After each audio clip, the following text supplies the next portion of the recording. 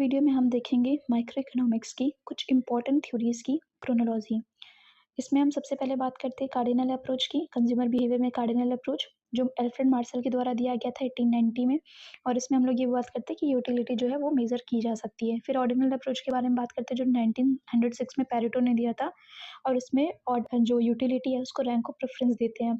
Ordinal approach की ही analysis and difference curve, जो कि सबसे पहले किया था इसके बारे में एड्जवर्थ ने, और पेरेटो ने सबसे पहले इसको ड्रॉ किया था, और हिक्स और एलन ने सबसे पहले इसके बारे में इसकी थ्योरी दी थी। डिफरेंस कर्व की जो थ्योरी है वो हिक्स एंड एलन ने दी है। रिवील प्रेफरेंस थ्योरी जो है पॉल सैमुअल्सन ने 1938 में दी है। वॉन न्यूमैन अप्रोच जो है वॉन न्यूमैन के द्वारा 1944 में दिया गया है। और ऐसे ही फ्रिडमैन सेवेज हाइपोथेसिस फ्रिडमैन और सेवेज के द्वारा 1948 में दिया गया है। बात करते हैं ओलिगोपोली मॉडल्स के बारे में, तो सबसे पहले कॉर्डिनेट मॉडल ऑफ डिओपोली आता है, जो अगस्टिन कॉर्डिनेट ने 1838 में दिया है। और इसमें ये अज्यूम करते हैं कि जो राइवल फर्म्स होगा वो अपना आउटपुट जो है वो कांस्टेंट रखेगा। ऐसी Bertrand model of डिओपोली Joseph Bertrand ने 1883 में दिया था।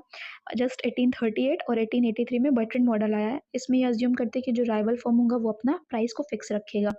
एडजवर्थ मॉडल जो है ये 1897 में दिया गया था, और ये बर्ट्रैंड मॉडल का ही मॉडिफिकेशन है। चैम्बरलिन मॉडल जो है एडवर्ड चैम्बरलिन ने 1929 में दिया था, और इसमें फर्म्स जो है इंटरडिपेंडेंस मतलब कि इंटरडिपेंडेंस देखते हैं, मतलब एक दूसरे में इंटरडिपेंडेंस देखते हैं। स्टेगलबर्ग मॉडल जो है 1938 में दिया गया था। इसमें जनरली बात करते हैं कि जो डोमिनेंट फर्म होगा वो ही आउटपुट या प्राइस को पहले फिक्स करेगा।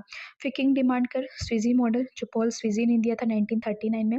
इसमें क्या बोलते हैं कि जो ए आर और एम आर कर्व है वो मतलब किंग रहता है, जैसे ये ए आर कर्व हो गया, इसके बाद ये एम आर कर्व। तो यहाँ पे जो किंग है वहाँ पे प्राइस और जो आउटपुट है वो फिक्स रहता है, मतलब कॉस्ट चेंज होगी, कॉस्ट ऑफ प्रोडक्शन चेंज हो सकता है, लेकिन प्राइस और आउटपुट जो है वो किंग होते हैं यहाँ पे।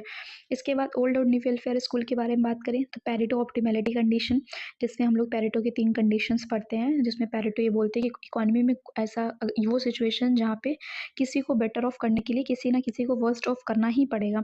ये पेरेटो एफिशिएंट कहलाता है 1906 में। इसके बाद पिग्यून एनालिसिस एसी पिग्यून ने 1920 में दिया था। फिर कैल्डोर हिक्स कंपेंसेशन क्राइटेरिया पेरेटो का ही फर्दर इम्प्रूवमेंट है कि इकोनॉमी में ये पॉसिबल हो सकता है कि किसी को बेटर ऑफ करने के लिए दूसरे को वर्स ऑफ ना करना पड़ेगा, जब बेटर ऑफ जो ज़्यादा बेटर ऑफ होगा वो दूसरे जो वर्स ऑफ हो उसको कंपेंसेट कर सके। तो कैल्डोर हिक्स इसके बारे में बात करते हैं 1939 में। इसके बाद सेटोवस्की रिवर्सल एंड डबल क्राइटेरिया, ये कैल्डोर हिक्स का क्रिटिसिज्म और एक तरीके से इम्प्रूवमेंट था, 1941 में दिया गया था सिटोवस्की के द्वारा। फिर लिटिल क्राइटेरिया आईएमडी लिटिल ने दिया था, अ क्रिटिक ऑफ वेलफेयर इकोनॉमिक्स इनकी बुक है।